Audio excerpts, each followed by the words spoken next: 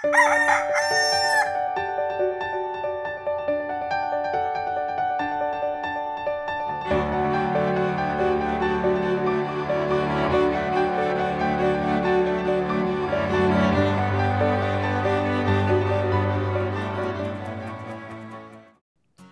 umaga po kapamilya, ko po si Father J-Boy at tayo na po at magkapet pandasal. Meron pa akong kwento. Isang araw sa gubat ng Africa na himbing na natutulog ang isang leon. Nananaginip ito ng samot-saring mga magagandang bagay. Hanggat naputol ang kanyang panaginip dahil may gumagalaw sa kiling o buhok ng leon. Nakita niya ang isang daga. Wika ng leon, "Pwede kitang kainin, dinidisturbo mo ko."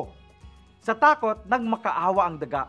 Sabi niya, "Mahal na leon, patawarin po ninyo ako. Akala ko uhay ang inyong buhok. Gumagawa po ako ng pugad para sa aking mga anak.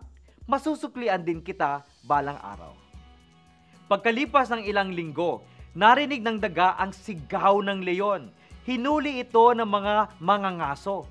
Agad-agad pinuntahan ng daga ang leon. Nakita niya itong nakatali sa lubid.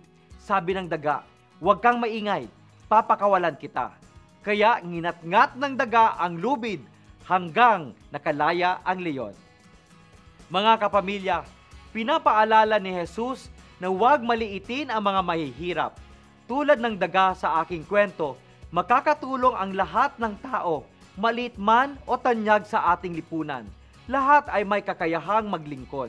Ipagdasal nating makita natin sa sinumang tao ang kanilang kakayahang makatulong sa ating lipunan.